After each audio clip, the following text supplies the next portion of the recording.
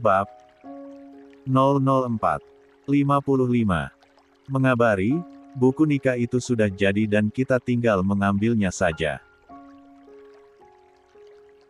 Untuk apa? Tanya Sarmila kaget. Apa kita juga perlu buku nikah? Lagi pula setelah setahun kita juga akan berpisah. Zaiden mengambil napas dalam-dalam. Tangannya terkepal setiap kali mendengar kata setahun. Siapa bilang pernikahan kita hanya setahun, gumamnya dalam hati. Aku akan mengikatmu seumur hidupku. Sarmila, panggilnya mencoba bersabar. Kamu lupa lagi, iya. Yang menikahkan kita waktu itu penghulu beneran, bukan aktor. Yang hadir juga tamu sungguhan, bukan penonton film, tentu saja ada buku nikah. Terus kita mau bilang, buang saja buku nikahnya, gitu. Kamu mau, seluruh dunia tahu kita nikah kesepakatan. Sarmila tertegun. Zaiden benar. Lah juga jadi berpikir, pernikahan mereka sah di mata agama. Sekarang, dengan adanya buku nikah itu, menjadi sah juga di mata negara. Mata Sarmila mengikuti gerak Zaiden yang saat ini berada di depan cermin. Mengikat dasi di leher, mengancingkan jas, mengenakan jam tangan, bahkan menyisir rambut hingga menyemprot parfum. Semua gerakan pria itu benar-benar terlihat keren. Merasa diperhatikan, Zaiden menoleh. Kenapa bengong? Terpesona? Iya. Pria yang mengedipkan mata jahil. 1. Sarmila berdecak sambil memutar bola matanya. Berpura-pura tidak peduli, padahal dia sedang malu karena terciduk. Sementara Zaiden keluar dari kamar setelah berhasil menggoda Sarmila. Sarmila membuka paperback setelah Zaiden tak lagi di kamar. Matanya terpukau melihat isinya. Setelan semi-resmi yang elegan. Blus sutra putih dengan pita yang bisa dikat menjadi dasi kupu-kupu dan rok span selutut berwarna krem. Yang membuatnya memejamkan mata adalah karena di sana ada juga sepasang pakaian dalam yang ukurannya benar-benar pas dengan dirinya. Di paperback satunya lagi, ada sepatu pantofel berwarna senada.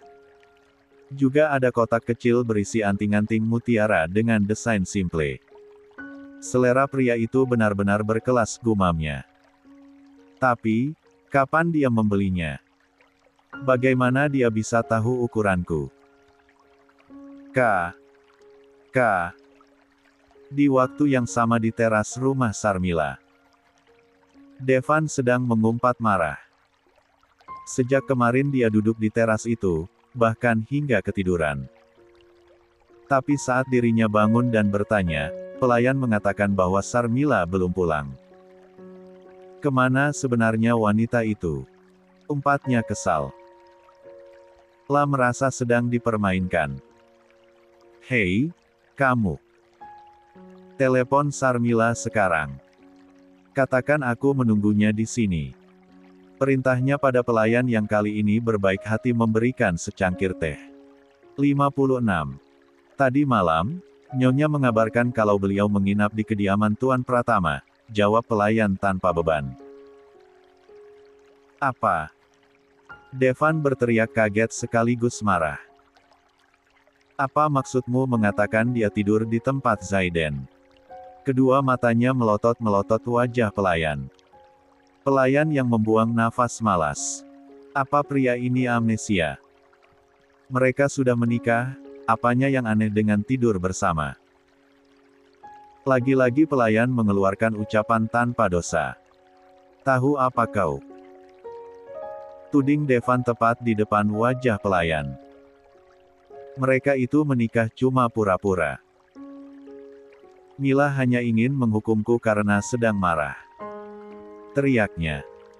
Pelayan bergerak mundur sambil menutup hidungnya, membuat Devan menyadari dirinya belum mandi sejak kemarin dirinya datang. Pria yang mengepalkan tangan erat. Pelayan di hadapannya benar-benar tidak sopan. Mobil yang membawa Sarmila dan Zaiden akhirnya tiba di halaman luas rumah Sarmila. Sarmila hendak turun tetapi Zaiden menahan tangan wanita itu. "Apa lagi?" tanya Sarmila sambil menoleh. "Bukankah itu Devan?"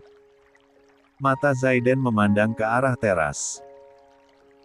"Kenapa dia ada di sana?" tanyanya, padahal dia sudah tahu sejak kemarin, karena itu kemarin dia sengaja menahan Sarmila di kantornya. Dan karena itu juga sekarang dia sengaja mampir.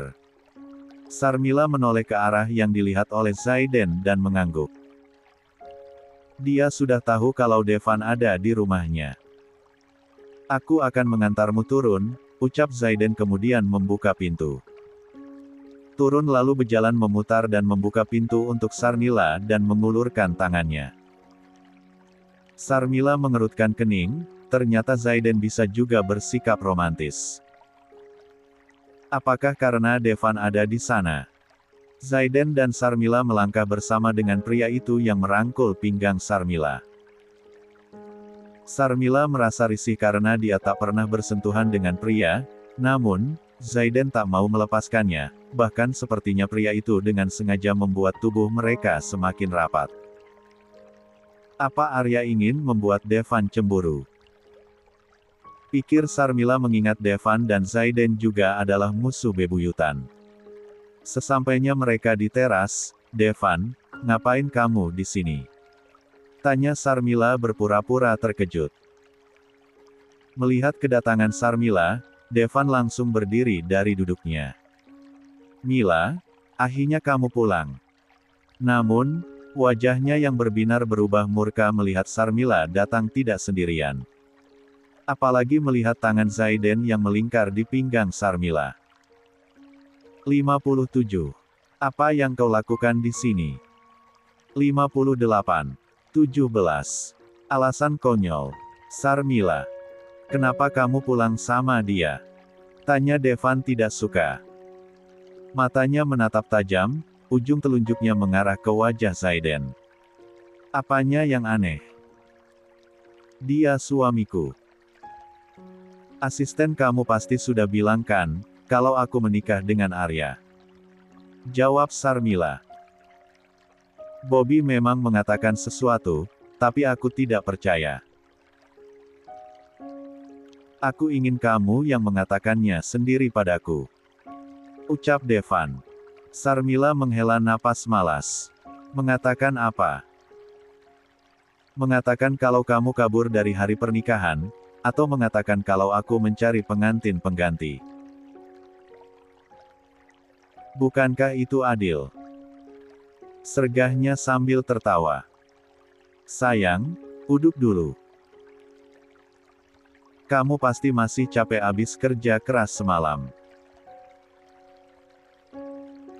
Zaiden menyela dengan menarik pelan tangan Sarmila untuk duduk di salah satu sofa panjang yang ada di beranda rumah itu. Lalu dia ikut duduk di sampingnya dengan tangan melingkar di belakang pundak wanita itu. Konyolnya, Sarmila menurut saja bagai kerbau dicocok hidungnya. Sementara Devan, pria itu tengah mengetatkan rahang dan mengepalkan tangan mendengar ucapan ambigu dari Zaiden. Apa maksudnya dengan kerja keras semalam? Sarmila, bukankah sudah kukatakan waktu aku menelponmu? Pernikahan kita diundur, bukan dibatalkan. Devan berteriak tidak terima. Hatinya terasa panas melihat kini wanita itu duduk berdampingan dengan musuh bebuyutannya. Sarmila mengangkat kepalanya dengan mata memicing tajam. Ditunda. Tanyanya. Kamu yang tidak datang di hari pernikahan. Kamu juga yang viral bersama dengan Vivian. Lalu kamu menyuruh aku menunda pernikahan. Apa kamu merasa punya hak atas hidupku? Kali ini wanita itu tak lagi bisa menahan emosi.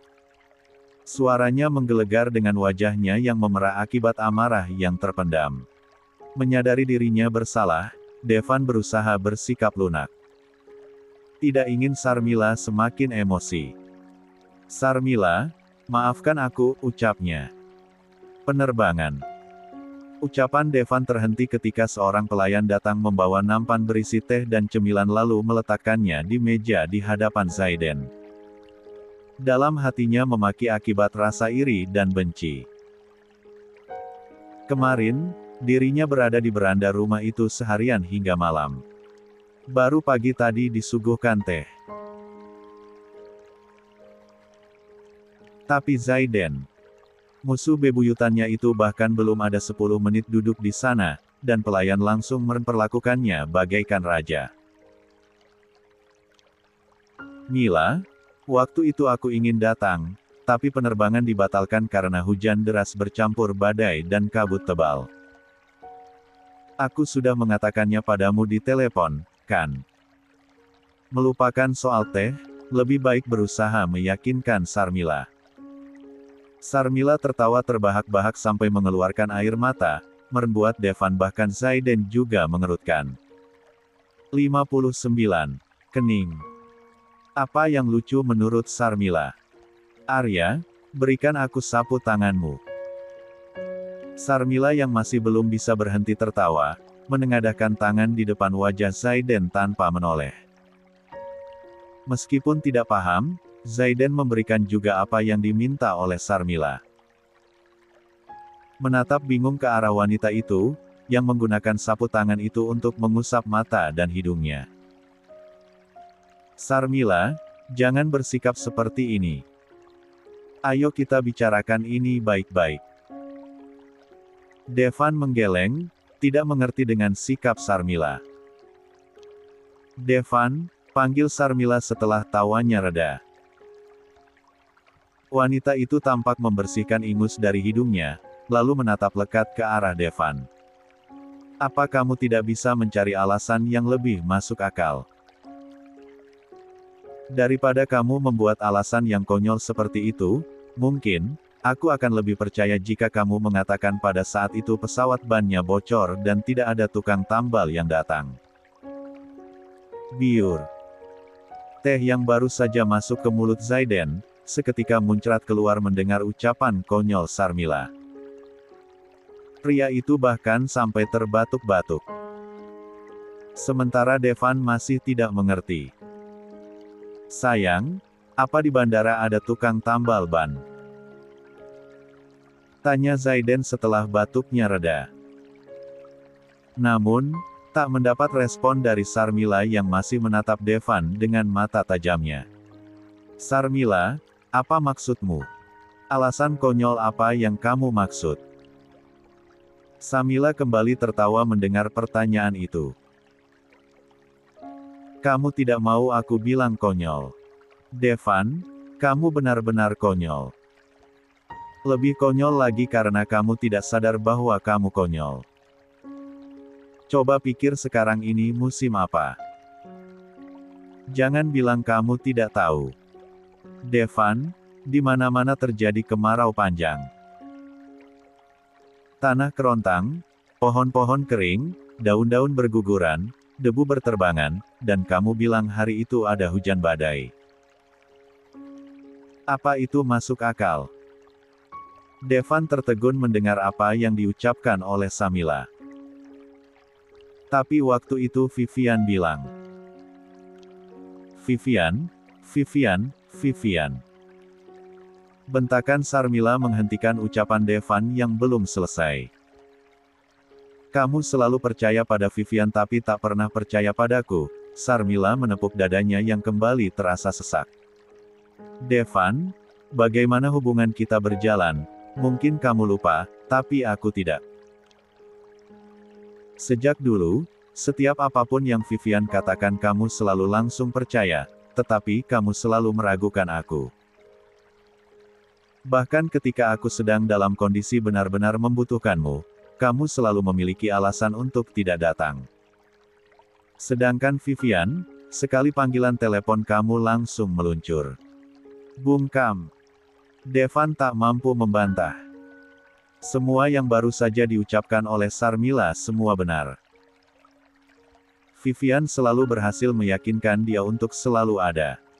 Dan yang kali ini terjadi juga karena dia percaya pada Vivian yang saat itu mengatakan sedang ada hujan badai.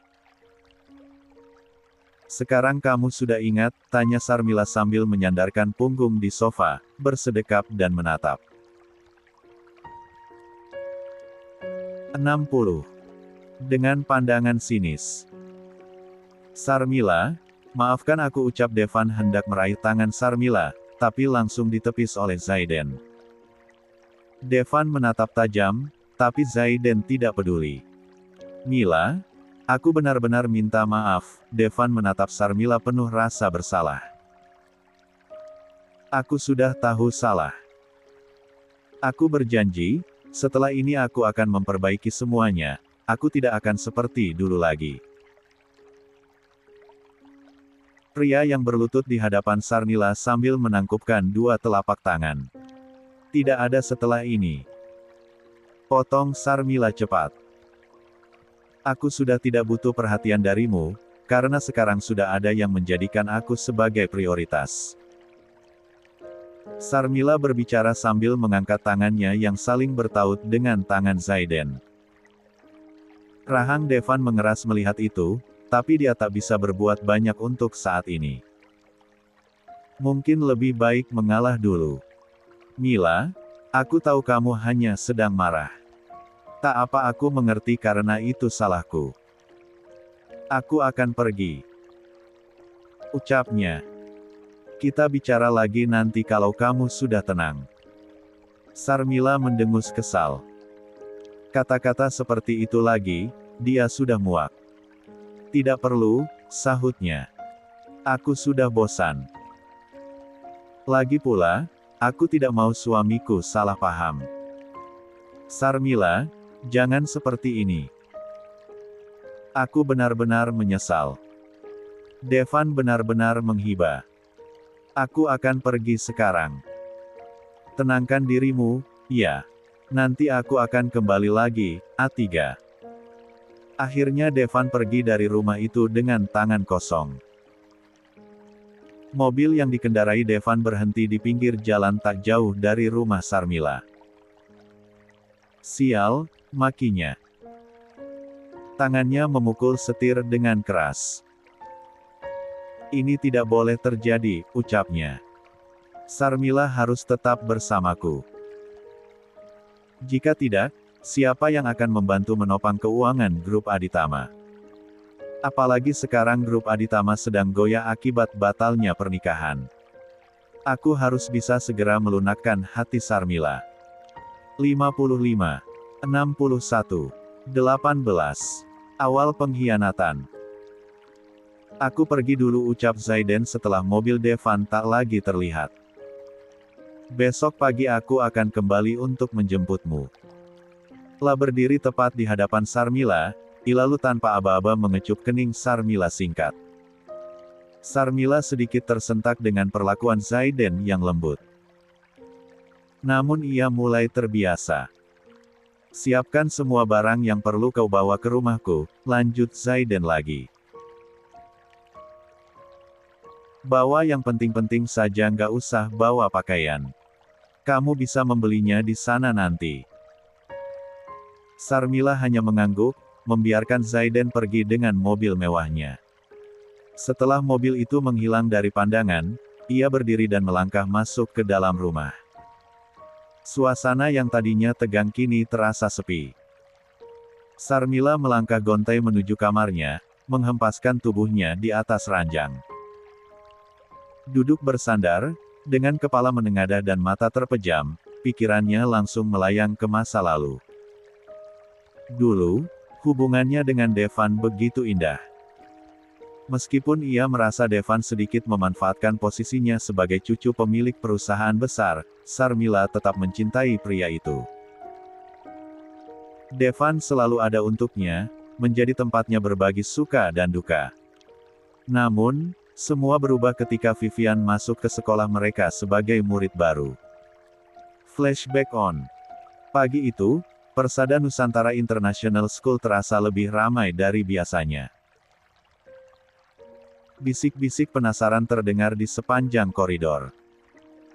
Sarmila dan Devan berjalan bergandengan tangan, mencoba menerobos kerumunan siswa yang tampak tertarik pada sesuatu di dekat gerbang sekolah. "Ada apa, sih?" tanya Devan penasaran. Sarmila mengangkat bahu.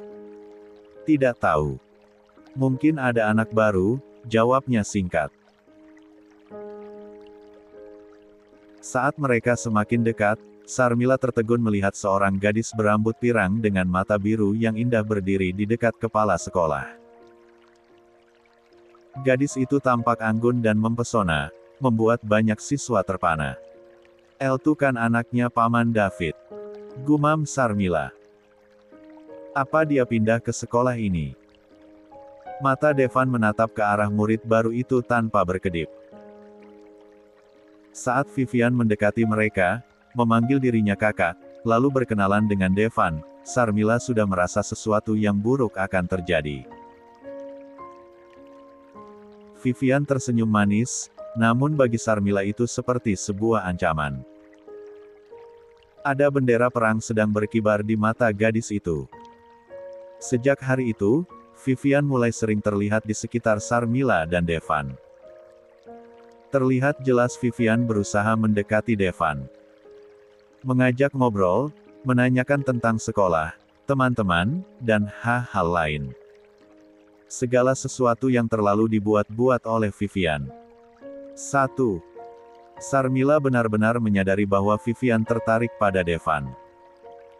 Vivian selalu mencari kesempatan untuk 62. Berdekatan dengan Devan, entah itu saat makan siang di kantin, saat belajar di perpustakaan, atau bahkan saat berjalan di koridor. Vivian selalu berusaha menarik perhatian Devan dengan berbagai cara. Memuji, menanyakan hobi, bahkan memberikan hadiah-hadiah kecil. Devan pun tampak menikmati perhatian yang diberikan Vivian. Keduanya sering terlihat tertawa dan bercanda bersama, seolah keberadaan Sarmila tak lagi terlihat. Seperti saat itu, Sarmila mengajak Devan untuk makan siang di kantin. Saat mereka sedang makan, Vivian datang menghampiri mereka dengan senyum manis. "Kak Devan. Kak Mila," sapa Vivian. "Aku gabung, iya." Sarmila merasa tidak nyaman, dan ingin menolak. Tapi, tentu saja, Devan sudah menjawab lebih dulu. Vivian duduk di sebelah Devan dan mulai mengobrol, segala sesuatu yang sebenarnya tidak penting. Sarmila hanya bisa diam mendengarkan, merasa diabaikan dan tidak dianggap. Apalagi melihat Vivian yang sama sekali tidak merasa sungkan bersentuhan dengan Devan. Lalu Devan juga tidak menunjukkan reaksi penolakan sama sekali, bahkan terlihat begitu menikmati. Sarmila merasa hatinya seperti ditusuk ribuan jarum. Tidak tahan lagi melihat kemesraan antara Devan dan Vivian. Berdiri dari kursinya dan berkata, "Aku sudah kenyang. Aku pergi dulu." Devan dan Vivian tampak terkejut.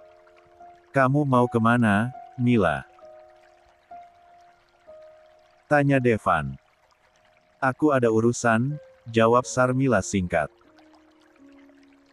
Berbalik dan pergi meninggalkan mereka berdua, dengan air mata yang sudah menggenang di pelupuk mata. "Kak Devan, apa Kak Mila marah karena aku ikut gabung?" Suara ratu drama yang masih sempat didengar oleh Sarmila. Mana mungkin begitu? Mungkin dia memang sudah kenyang. Dan Devan yang sama sekali tidak terpengaruh dengan kepergiannya. Dua hal yang membuat hati Sarmila semakin teriris. Sejak saat itu, Sarmila semakin merasa bahwa itulah tujuan Vivian masuk ke dalam sekolah mereka. Merebut Devan darinya. "Devan, nanti sore temani aku ke toko buku, ya? Aku ingin mencari novel baru, pinta Sarmila sambil menggandeng lengan Devan. La masih mencoba berpikir positif. Maaf, Mila. Sore ini aku ada latihan basket. Lain kali ya. Jawab Devan tanpa menatapnya. Jawaban Devan meruntutkan benteng harapannya. Sampai hari itu di jam istirahat, Sarmila melihat Devan dan Vivian sedang berduaan di kantin sekolah.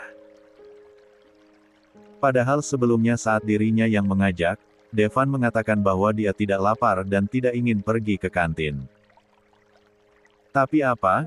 Di meja di hadapan mereka ada 2 mangkok mie ayam yang sudah kosong. 63. La menghampiri mereka dengan wajah masam. Aku kira kamu benar-benar tidak lapar. Teguhnya dengan nada dingin. Devan dan Vivian tampak terkejut melihat kedatangan Sarmila. Itu, tadinya aku memang tidak lapar, Mila, jawab Devan gugup.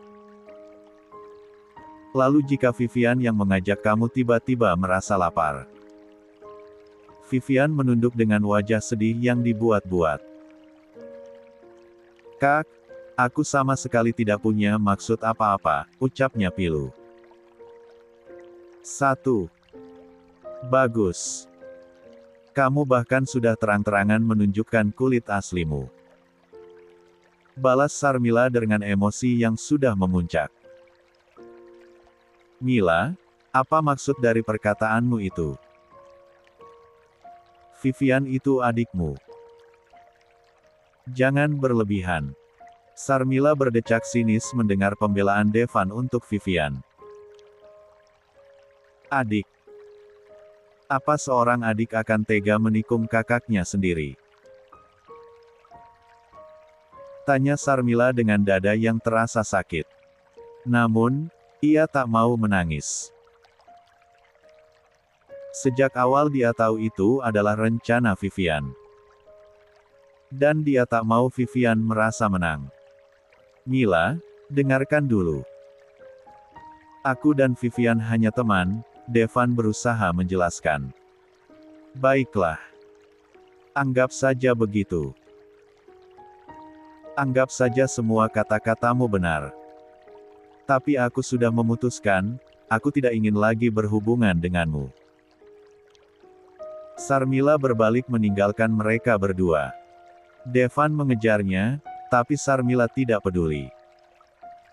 La sudah terlalu sakit hati untuk mendengarkan penjelasan apapun. Flashback end. Sarmila membuka matanya. Matanya menatap kosong ke arah langit-langit ruang. Tak ada air mata, tak ada kesedihan. Kenangan itu memang terasa begitu menyakitkan, tapi ia sudah kebal. 2. Sekarang, ia takkan lagi membiarkan Vivian tersenyum puas. Meskipun mungkin terkesan memanfaatkan, sepertinya tak masalah jika ia menggunakan nama Zaiden untuk menginjak adik diri jahat. 5. 64. 19. Masalah di perusahaan Devan. Sementara itu dalam perjalanan menuju ke perusahaan, Arya melihat keberadaan mobil Devan yang masih terparkir tak jauh dari rumah Sarmila. Sejenak pria itu mengerutkan kening dengan jari-jari mengusap dagunya yang ditumbuhi bulu halus. Sesaat kemudian mengambil ponselnya yang tersimpan di saku jas mewahnya. Awasi Sarmila, awasi juga Devan. Jangan biarkan pria itu mendekati istriku. Perintahnya pada seseorang di seberang telepon.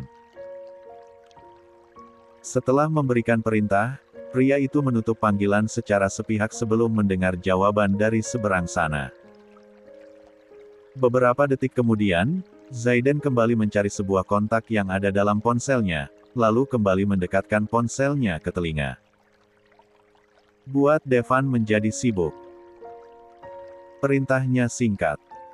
Seperti sebelumnya, pria itu menutup panggilan tanpa menunggu jawaban. Aku tidak akan membiarkanmu kembali mendekati Sarmila. Apa yang sudah menjadi milikku, takkan kubiarkan diusik oleh orang lain, terutama olehmu. Gumamnya lalu kembali menyimpan ponsel ke dalam saku jas. Ricky, sareng sopir hanya menatap atasannya lewat kaca spion. Sebagai orang yang telah mendampingi tumbuh kembang Zaiden sejak pria itu masih remaja, ia tahu betul bagaimana perasaan cinta Zaiden terhadap Sarmila. Semoga tuan muda selalu diberikan kebahagiaan, doanya dalam hati. Langsung ke perusahaan. Perintah Zaiden pada sopir. Baik, tuan, jawab Ricky. Mobil pun segera melaju membelah jalanan ibu kota. Zaiden memejamkan mata ketika tiba-tiba rasa kantuk yang begitu hebat menyerang. Semalaman dirinya tak bisa tidur karena Sarmila yang ada dalam pelukannya. Ada sesuatu yang ingin dituntaskan tetapi terpaksa harus ditahan. Walaupun bisa saja ia memaksa Sarmila, tetapi ia tak mau melakukannya. Yang ia ingin adalah suatu saat nanti Sarmila menyerahkan diri karena keinginannya sendiri. Sementara Devan, pria itu melihat mobil yang ia kenal sebagai milik Zaiden berlalu mendahului mobilnya. Tiba-tiba saja dirinya berpikir untuk kembali ke rumah Samla. Mungkin saja tadi Sarmila berpura-pura menolaknya karena ada Zaiden di sana. Namun, baru saja ia berhasil memutar balik mobilnya, ponselnya berdering. Nama Bobby terpampang di layar sebagai pemanggil. Segera ia menggeser ikon hijau. 1. Ada apa? Tanya Devan setelah mendekatkan ponsel ke telinga. Tuan, ada masalah genting di perusahaan. Suara Bobby terdengar panik. 65. Masalah apa? Apa kau tidak bisa bicara dengan jelas? Bentak Devan. Lam merasa kesal, karena seharusnya dia bisa bicara dengan Mila sekarang. Ada seorang pria gila tiba-tiba melakukan demo. Dia membawa banyak wartawan. Perusahaan kita jadi sorotan. Sial. Devan meninju setir mendengar laporan Bobby, dan terpaksalah putar balik untuk segera pergi ke perusahaan. Setibanya di perusahaan, Devan mendapati kekacauan yang lebih parah dari yang dia bayangkan. Puluhan wartawan langsung menyerbunya, melontarkan pertanyaan bertubi-tubi hingga membuatnya sulit bernapas. Benarkah perusahaan Anda melakukan praktik diskriminasi? Apa benar ada peserta audisi yang bunuh diri karena merasa diperlakukan tidak adil? Devan berusaha menerobos kerumunan, matanya mencari sosok yang menjadi penyebab kekacauan ini. Di tengah hiruk-pikuk, ia melihat seorang pria parubaya berdiri di depan gerbang perusahaan, memegang poster besar dengan foto seorang gadis muda. Adik saya, Priscilla, punya bakat. Tapi perusahaan ini menghancurkan mimpinya. Teriak pria itu dengan suara lantang. Dia depresi dan bunuh diri karena audisinya di Silver Star Entertainment. Devan akhirnya berhasil mendekati pria itu. Maafkan saya atas kejadian ini. Saya Devan Aditama, pemilik perusahaan ini. Saya tidak tahu menahu soal ini sebelumnya. Tidak tahu. Anda pikir saya percaya? Pria itu menunjuk Devan dengan jari telunjuknya. Priscilla didiskualifikasi karena alasan yang tidak masuk akal. Nilai-nilai pada audisi sebelumnya nyaris sempurna. Tapi kemudian di babak final, tiba-tiba saja dia dikatakan tidak layak. Apa itu masuk akal? Saya akan selidiki ini, jawab Devan dengan nada serius. Saya janji akan mencari tahu kebenarannya dan memberikan keadilan untuk Priscilla. Keadilan. Pria itu tertawa sinis. Keadilan apa yang bisa mengembalikan nyawa adik saya? Saya tahu tidak ada yang bisa menggantikan Priscilla, kata Devan. Tapi saya akan bertanggung jawab penuh atas apa yang terjadi. Jika memang ada kesalahan dari pihak perusahaan, saya akan pastikan orang yang bersalah dihukum. Devan kemudian berbalik menghadap para wartawan. Saya berjanji akan memberikan keterangan pers resmi setelah saya mendapatkan semua informasi yang diperlukan. Mohon beri saya waktu untuk menyelesaikan masalah ini. Dengan susah payah, Devan berhasil masuk ke dalam gedung perusahaan, meninggalkan kerumunan wartawan dan pria yang berduka di belakangnya. Lam merasa semakin cemas, karena sepertinya masalah ini akan menjadi batu sandungan besar bagi reputasi perusahaannya. 66. Masalah akibat batalnya pernikahan dengan Sarmila belum selesai, kenapa ada masalah baru lagi? Umpatnya kesal. Devan mengumpulkan tim yang dulu bertugas dalam audisi yang diikuti Priscilla. Lah duduk di ujung meja, wajahnya tegang. Saya ingin tahu semua tentang Priscilla, kata Devan, suaranya berat. Kenapa dia didiskualifikasi? Suasana ruangan menjadi hening.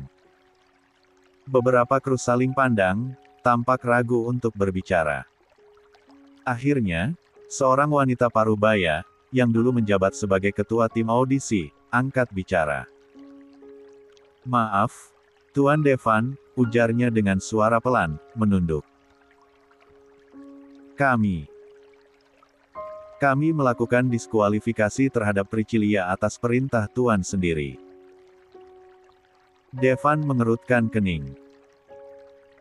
Perintah saya. Kapan saya memberikan perintah seperti itu? Maaf, Tuan, wanita itu melanjutkan, suaranya semakin lirih. Waktu itu, Tuan memerintahkan kami untuk memprioritaskan Vivian. Bapak bilang, Vivian punya potensi yang lebih besar untuk menghasilkan keuntungan bagi perusahaan. Devan memejamkan mata. Apa yang baru saja disampaikan oleh bawahannya membuat ia teringat bagaimana saat itu Vivian terus-menerus merengek dengan air mata membasahi pipinya. Flashback. Kak Devan, aku mohon. Aku harus lolos audisi ini. Isak Vivian di apartemen Devan, malam sebelum pengumuman. Papaku. Dia tidak akan segan-segan menghukumku kalau aku gagal. Kakak tahu kan, aku sebagai cucu tidak sah, posisiku benar-benar tidak dianggap dalam keluarga Natakusuma. 1. Devan menghela napas. Lah merasa iba pada Vivian. Dan ya, sebenarnya karena saat itu dia dan Vivian memang punya hubungan lebih dari sekadar rekan kerja. Vivian, kamu berbakat. Kamu pasti bisa, bujuk Devan, meski dalam hati ia tahu, ada peserta lain yang lebih layak. Tidak, Kak Devan. Aku butuh jaminan. Aku mohon, bantu aku. Vivian meraih tangan Devan, matanya memelas. Devan luluh. Lah tidak tega melihat Vivian menderita. Apalagi, saat itu, ia juga punya perasaan khusus pada gadis itu. Baiklah, Vivian. Aku akan bantu. End flashback. Sial. Devan menggebrak meja. Lah merasa marah dengan situasi yang terjadi. Lah tidak tahu, jika konsekuensi dari keputusannya dulu, kini membawa dampak buruk pada perusahaannya. 1. Pintu ruangannya terbuka, Bobby masuk dengan wajah kalut. Tuan, situasinya semakin buruk. Media terus memberitakan soal Priscilla. Apa yang harus kita lakukan? 67. 20. Ke rumah Zaiden.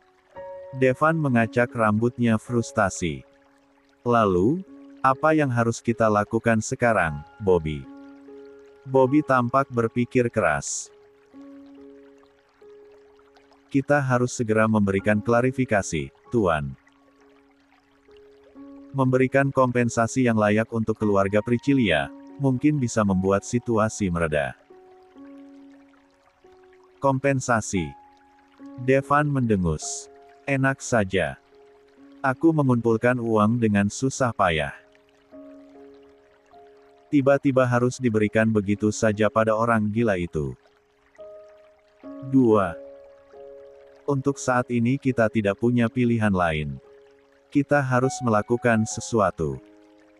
Kalau tidak, perusahaan kita bisa hancur. Devan terdiam. Lah tahu Bobby benar. Lah harus bertindak cepat sebelum semuanya terlambat. Baiklah, katanya akhirnya. Siapkan konferensi pers secepatnya. Perintahnya.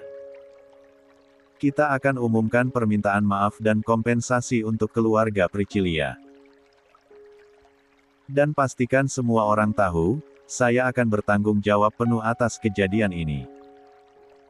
Tapi sebelum itu, cari tahu semua tentang Zainal kakak Priscilla. Perintah Devan dengan nada tegas. Siapa dia? Apa pekerjaannya? Keluarganya? Aku ingin semua informasi tentangnya secepatnya. Bobby mengangguk cepat. Baik, Tuan. Akan saya laksanakan. Devan menghela napas. Lah merasa terpojok. Peduli setan jika tindakannya ini tidak benar. Lah tidak punya pilihan lain. Reputasi perusahaannya tidak boleh tercoreng. Di ruang erjanya, Zaiden duduk bersandar dengan wajah datar. Kedua matanya fokus memperhatikan layar laptop yang menyala, menampilkan berita tentang perusahaan Devan yang baru saja viral. Bagus. Gumamnya dalam hati.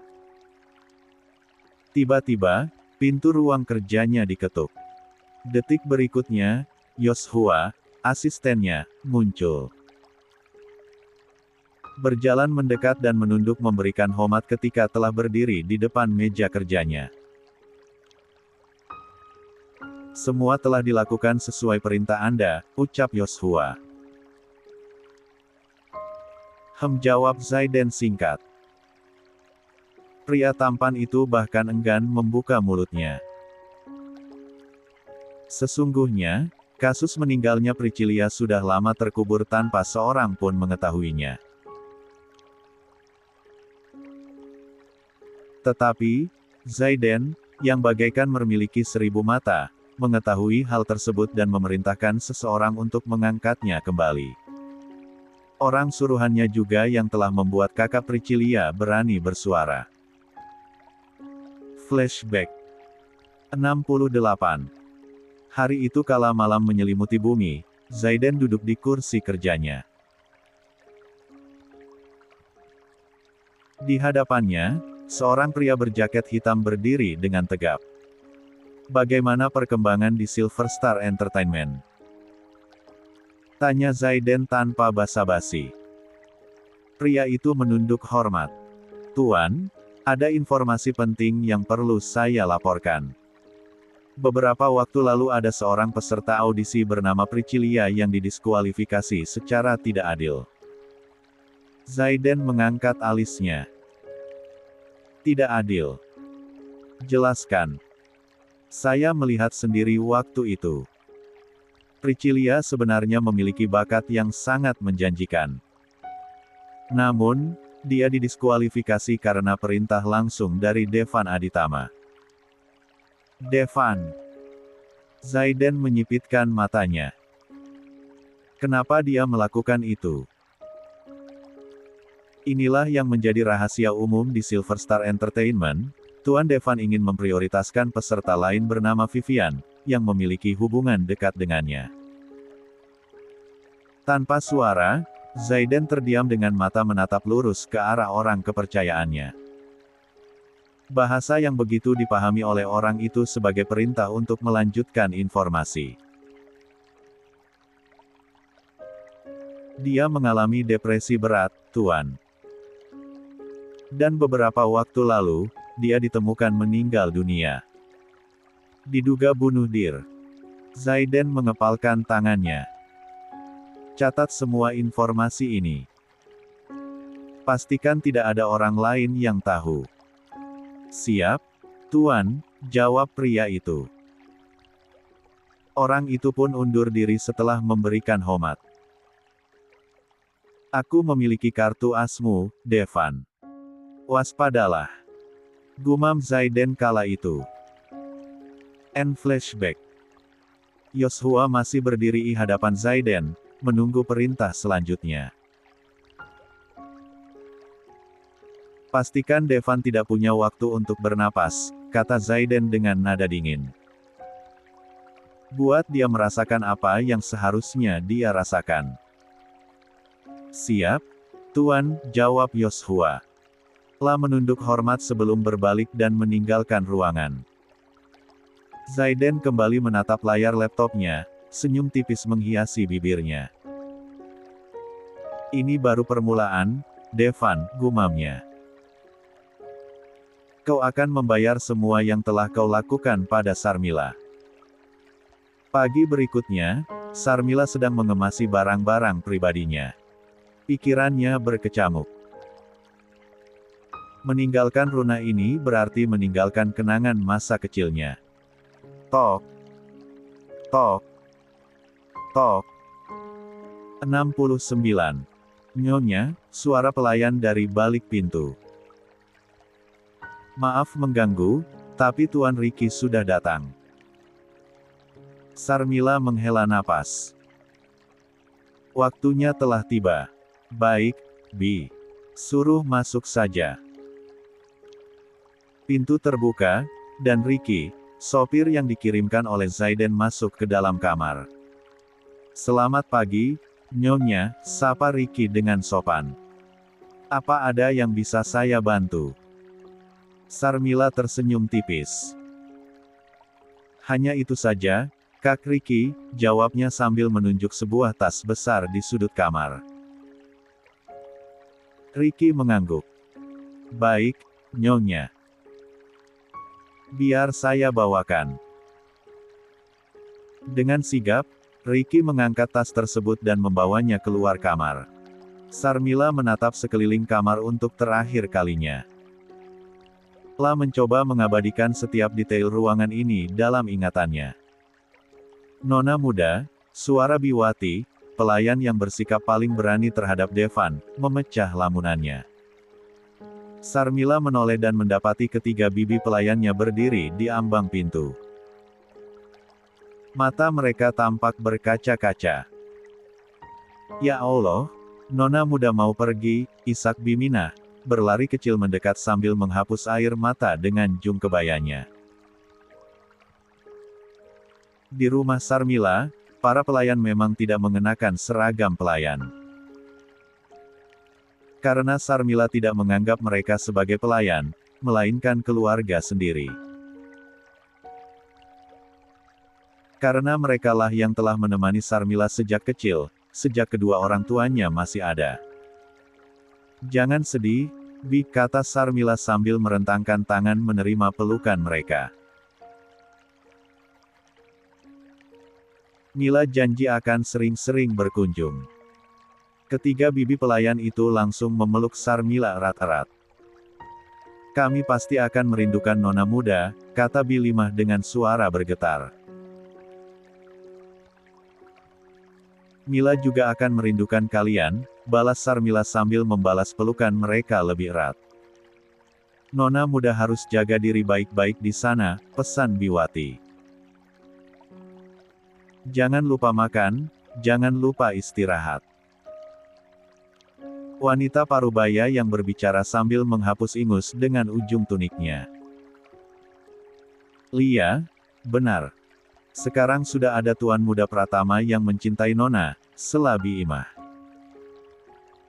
Tuan muda sangat kaya raya, harusnya Non Mila gak perlu kerja terlalu keras seperti dulu lagi. Lia, Bi, jawab Sarmila sambil tersenyum meskipun hatinya getir. Kalian juga jaga diri baik-baik di sini. Para bibi yang tidak tahu, bahwa dirinya menikah dengan Arya hanya untuk menyelamatkan wajah. Setelah berpamitan dan berpelukan, Sarmila akhirnya melangkah keluar kamar. Lah berjalan menuju mobil yang sudah menunggunya di depan rumah. Mila pergi. Ya, pamit Sarmila pada ketiga bibi pelayannya yang masih berdiri di samping pintu mobil. Hati-hati di jalan, Nona muda, jawab mereka serempak. 70. Sarmila mengangguk dan memasuki mobil. Ricky menutup pintu dan segera melajukan mobil meninggalkan rumah Sarmila. Dari dalam mobil, Sarmila menatap rumahnya yang semakin menjauh.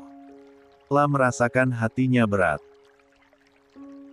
Namun, demi harga diri, demi kakek, dan demi kelangsungan grup Natakusuma, ia akan menjalani pernikahan ini, apapun yang terjadi.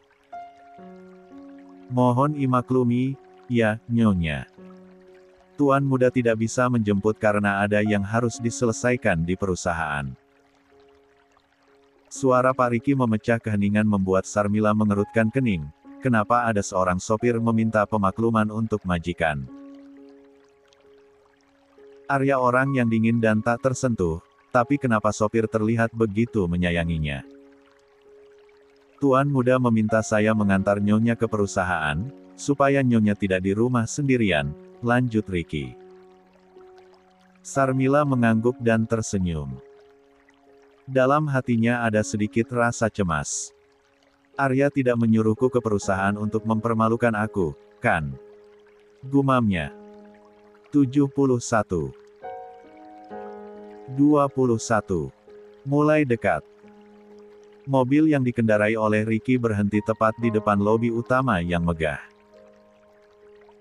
Ricky turun dari mobil dan berjalan memutar lalu membukakan pintu untuk Sarmila.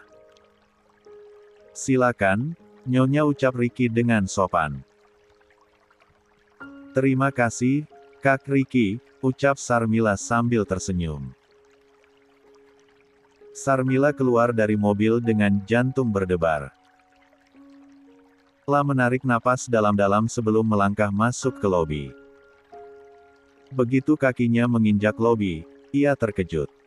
Beberapa karyawan sudah berbaris rapi, menunduk hormat padanya. Sebuah karpet merah terbentang panjang dari pintu masuk hingga ke tengah lobi. Beberapa karyawan wanita mengulurkan buket bunga padanya. Selamat datang, Nyonya, sapa mereka serempak. Sarmila menganga, merasa malu dan bingung. Apa-apaan ini? Kenapa ada penyambutan seperti ini? Seperti menyambut presiden saja, pikirnya dalam hati. Dasar Arya gila.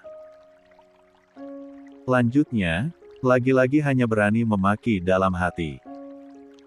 Dengan langkah ragu, Sarmila mulai berjalan di atas karpet merah. Lah menerima buket bunga dari para karyawan wanita dengan senyum kikuk. Sorot mata mereka penuh hormat dan kagum, membuat Sarmila justru merasa risih sekaligus malu. Ricky yang berjalan di belakangnya membantu membawa buket-buket bunga itu karena tak muat di tangan Sarmila.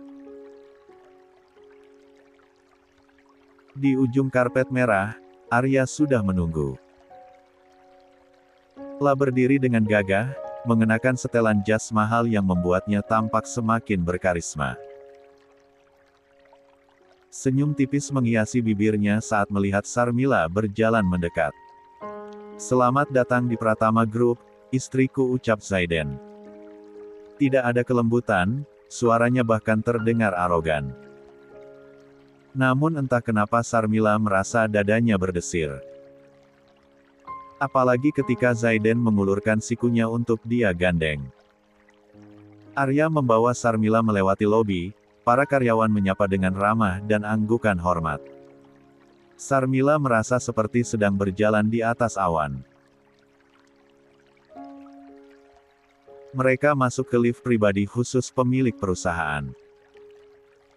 Pintu lift tertutup, dan mereka berdua terdiam. "Arya, ngapain sih bikin ide gila kayak gini?"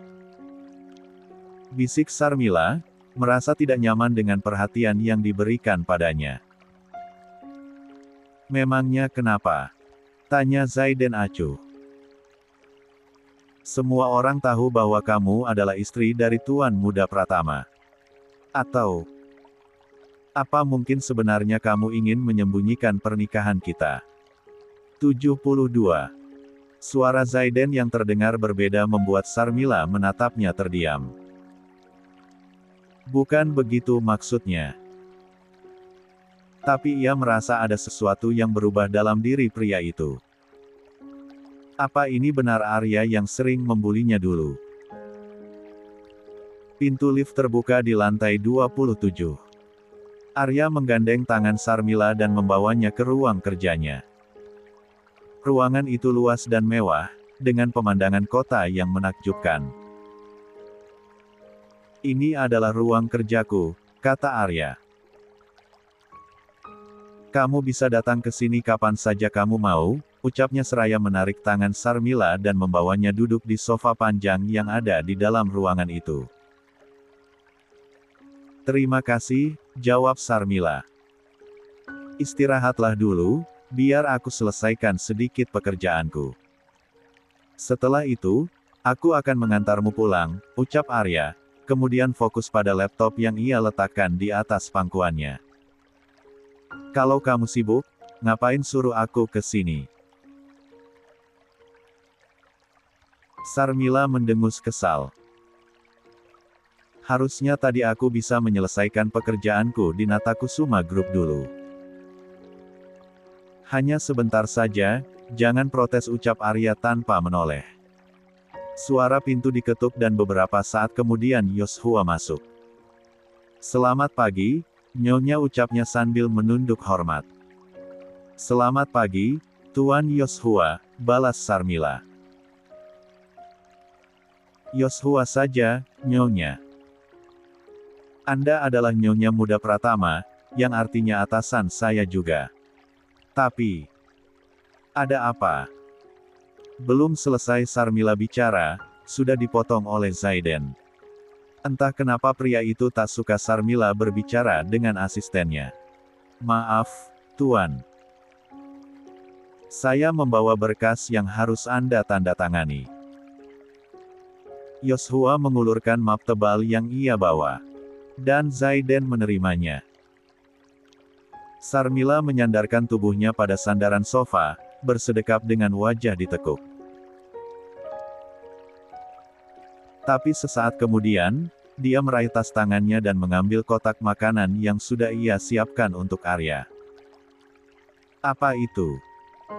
tanya Zaiden ketika melihat Sarmila memegang kotak itu. "Aku membuat sarapan tapi kebanyakan, jadi aku bawa saja buatmu." Arya menghela napas berat lalu mengambil kotak itu. "Kenapa harus sarapan segala? Apa menikah semerepotkan ini?" ucapnya malas. Yoshua yang masih menunggu berkasnya ditandatangani, menahan tawanya mendengar kata-kata Arya. Padahal dia tahu, dalam hatinya pasti Zaiden sedang berbunga-bunga dengan perhatian Sarmila. Dengan hati kesal, Sarmila menarik kembali kotak makan yang sudah ada di tangan Zaiden. "Ya sudah kalau kamu tidak mau," ucapnya, lalu menoleh ke arah Yoshua. "Kak Yoshua, ini untukmu saja," ucapnya sambil mengulurkan kotak itu. 73. Secepat kilat, Arya merebut kembali kotak itu. Yoshua menundukkan kepala. Terima kasih, Nyonya. Saya sudah sarapan, ucapnya.